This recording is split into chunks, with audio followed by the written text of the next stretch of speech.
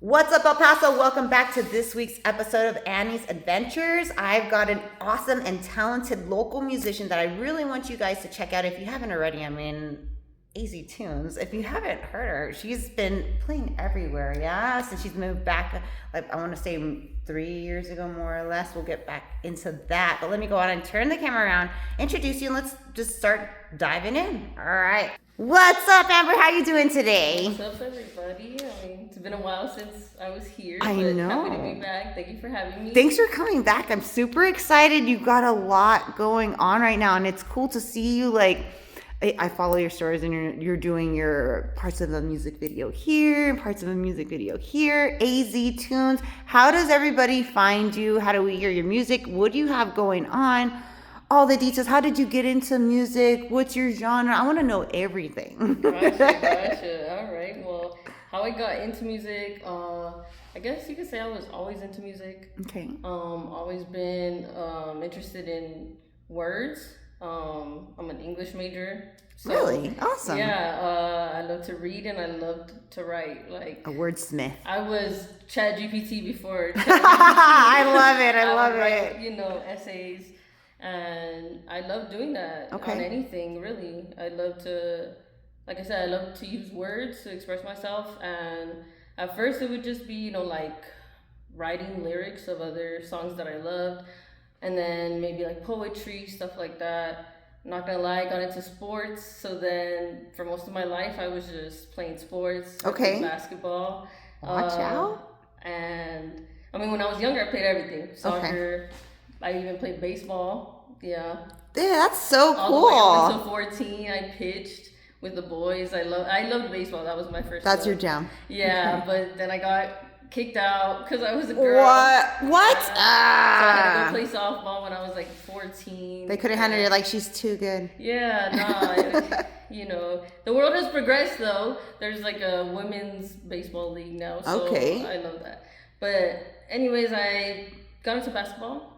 Got a scholarship, went to Hobbs, played there, and honestly, I kind of fell out of love with basketball there. It was kind of different. It was now a job. Yeah, here I played for Chapin, and we had a great squad. I still cherish those memories with that team. It was just a different type of experience. So going from that to then going to a complete opposite. I ended up quitting. I quit my senior year. Really? And I picked up the guitar. I had always wanted to learn the guitar, and I took that opportunity because I had a lot more time after not playing. Having practice to go to all the time. I had school, and it was my senior year, so I wasn't really stressing it and work. But I taught myself on YouTube. Really? With YouTube, I just would play covers, and then next thing you know, I was just started writing my own stuff. But yeah, it wasn't until I would say college. My senior year, so when I was heading out. So I started kind of late, I will say that. Okay. Everything happens for a reason. Mm-hmm. I do wish that I maybe went to music class or guitar class, before. But no, like I said, everything happens for a reason. Yeah. And but that's how I got into it. And then next thing you know, I joined a virtual label. Okay. They were based in LA. This was around COVID times. And where were you living at? I was living in San Antonio at this time, actually. Okay. So right after college, I came home for 8 months, and then I left to San Antonio. And yeah, that's when I started with that label. I kind of got, I guess, some external validation from somebody in the industry that I could maybe do this. And well, you're on a label. That itself is a big deal, Yeah, I guess you're right. Yeah. Sometimes that imposter syndrome, it hits hard. And you forget to enjoy that moment that you've been trying so hard to reach, right? You're in it. Exactly. Right now, these are the goals that you and I have been trying to reach, and we're in it right now. And we're still hustling, but we gotta smell the roses, right? No, yeah, exactly. I love it.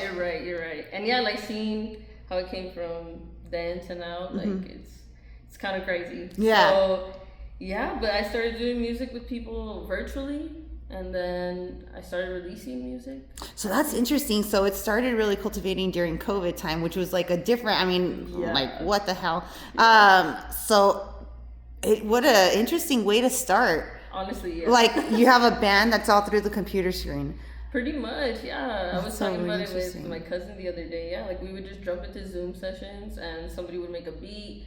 People would go in like a breakout room and work on it. If you had the capability to like record yourself at home, you could record it and then like they would mix and master it there and you would make a song. That's like amazing. Music is amazing, It's really cool. And I mean, obviously I learned a lot, working with people from all over the world and learning how to do it, especially virtually. I mean, that's even harder, I think.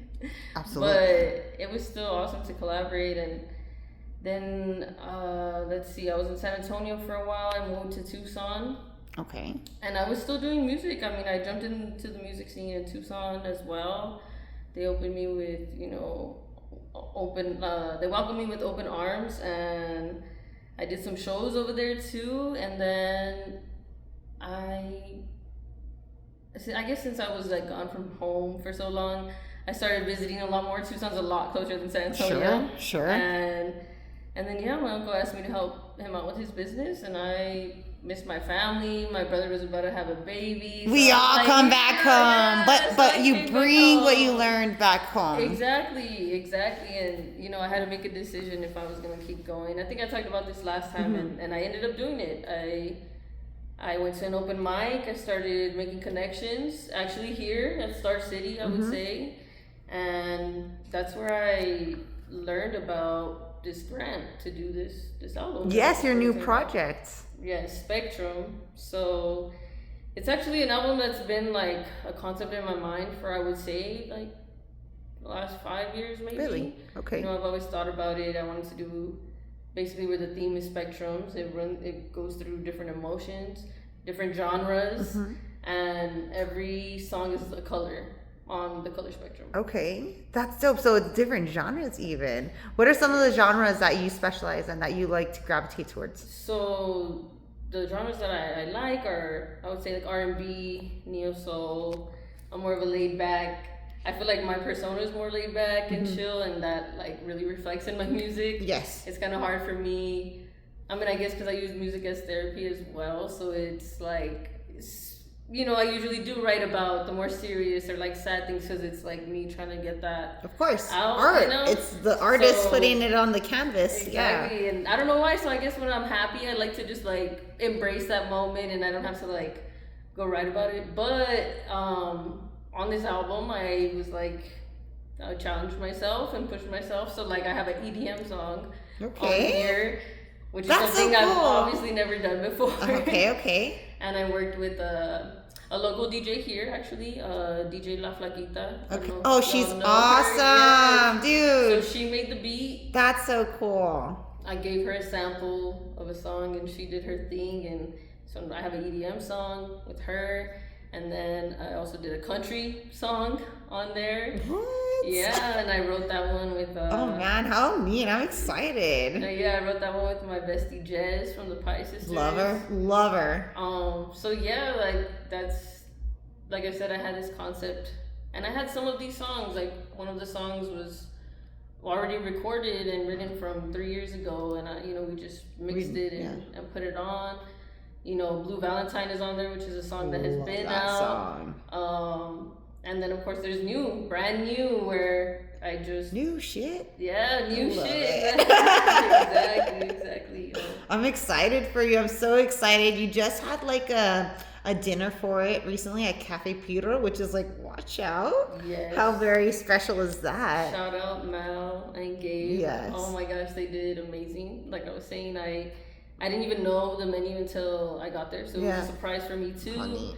And what they did was they literally integrated the food with the songs, so the menu was all my songs. And it was crazy to see that. They made a drink, the EDM song. It's called Violet Haze. Oh. It's actually the last song, which I think is fitting. It ends on a good note.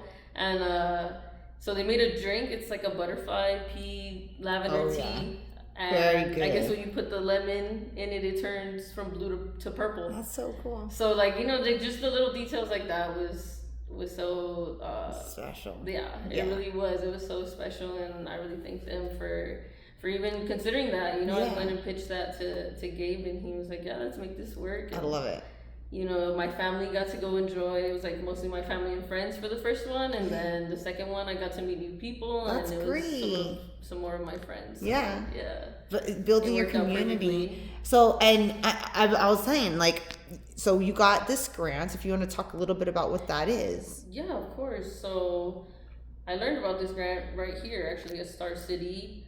An artist had an event here and talked about this program called the Artist Incubator Program. And so I remember going home that night and looking it up and seeing that, yeah, it was a grant that helps local artists in El Paso. And they've been doing it for years, which is crazy. Like, I had never known, you know? So I'm glad that I can talk about it now because they do it every year. So, you know, and they have other grants as well. So if you look up MCAD, epmcad.org, I believe. It you can has register information for all the opportunities there and all the grant opportunities.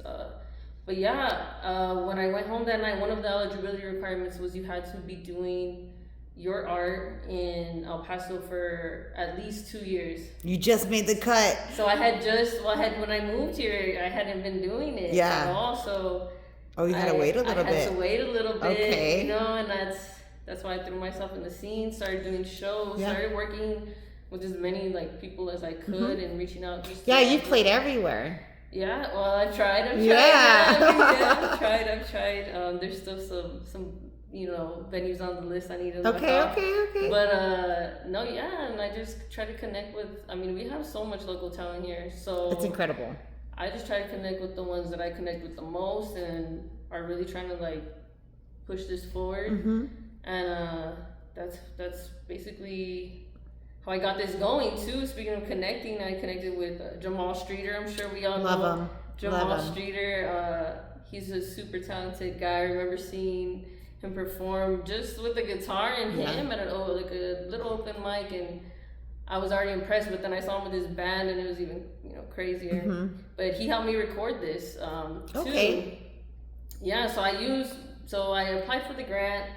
And I ended up getting it this last year. Congratulations! Yeah, in August. And I had already, when I got that letter, I was just like, oh man, like. Over the moon, huh? Yeah, because I had been thinking about it since, 2 years You got a plan, you're like ready to hit the ground running. That's how manifestation works though, right? You talk about it, like you plan it, you see it through, and then you do it.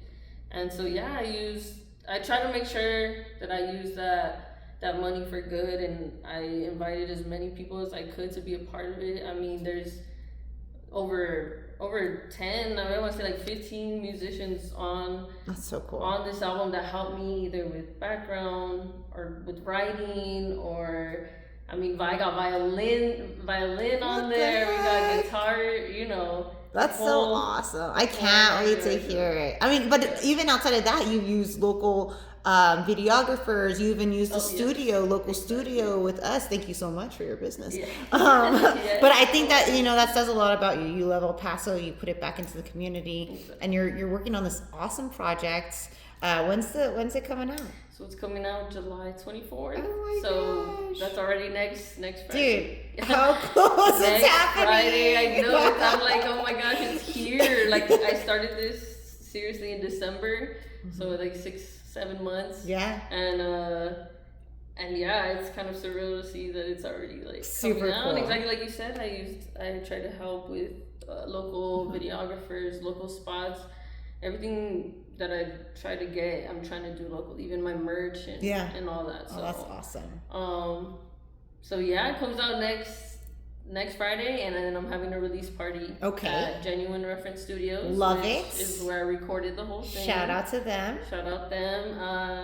And it's gonna be from 5 to 9 on the 25th. Party at the studio. I mean, come on, dude. It's gonna be like a little immersive experience where I'm gonna go through each song, talk about it, play them, and then it's gonna be a birthday party too. My birthday is the 23rd. Oh, happy birthday! So then we're just gonna thank you. Dude, that's gonna be a badass night. Good food, good drinks, and some karaoke. Great music, yeah. Oh, and support. Get the merch, get the album. What are you gonna have? CDs, albums, all the good things. I'll have all of that there. I'll have, like I said, food, drinks, playing the album all the way through with some narrative, and I invited a lot of the people that helped so I can give them their flowers, shout them out. And then maybe a music video or two. Watch out! Preview. Okay. And like when are we gonna get all this? Like how do we find you? How do we hear you? All right. The main spot you can find me, I would say, is I'm mostly active on Instagram. Okay. So at a.z.tunes, and that's TUNES. Not like Looney Tunes. I've done that before. And I'm also working on releasing a website. I've been working on it behind the scenes, but awesome. That's not gonna come out till probably Friday also. Okay, right before. And I'll let you know what that link is then. But tag me and everything. But so also, I mean, anywhere you listen to music, if you look up AZ Tunes, I would say look up Blue Valentine with it, and because it's my most popular song, and I'll definitely Spotify, all the other things. Spotify, Apple Music, Tidal. Everywhere. YouTube, Pandora, you name it. Oh, I gotta follow you on YouTube. I love everywhere. it. Awesome. Is there anything you're asking from the community? Besides come and support. Yeah, just for your support, just to listen to it with, open ears. One of the biggest themes about it too is obviously, the color spectrum. It's a rainbow. I'm very much a part of the LGBTQ community, and I talk in there about, the seriousness and just, going through life, being, a proud lesbian since I was born. So, that's awesome. Just listen to it with open ears, and hopefully you relate to some of the songs. Yeah. I mean, we all are different, but we all go through the same things. I really feel like that. And if we talk about that more and try to relate to each other more, I feel like that'll bring that peace and that love that, we're trying to get back into the world. We're not alone. And exactly. there's music is healing, you know what I mean? So I highly encourage everybody to go and check out AZ Tunes. Real quick, I gotta ask my standard questions. All right, I got 3 of them for you. All right, let's hear it. What type of marketing do you do? Do you have any tips or advice for musicians? And are you using AI? If so, how? Okay, let's see. What type of marketing do I do? See, I'm working on that. It's very hard for me to do that. I don't know, to stay consistent on social media. I have like a love-hate relationship. It's a full-time job, yeah. But I will say that I'm putting effort into it because I believe that, who else is gonna push it if it's not for myself? That's right. And that's another tip that I would give musicians too is, nobody's gonna care like you do. But also at the end of the day, like, don't ever be afraid to ask for help. I would not have been able to do this project if 100%. I would have just stayed in that mentality of like I have to do it all on my own. Right. I think it's okay to like notice your weaknesses and ask for help and to learn through people who Absolutely. who have the strengths in those. So and how work together, bring each other up, and all the good things. Now they're all part of this CD album release. It's a big project. You've been working on this for a long time now, so I think it's super cool. And are you using AI? If so, how and why? I'm not using AI. I will say for the website that I'm using, I did use an AI chat to help with coding because I am trying to do it on my own. Yeah.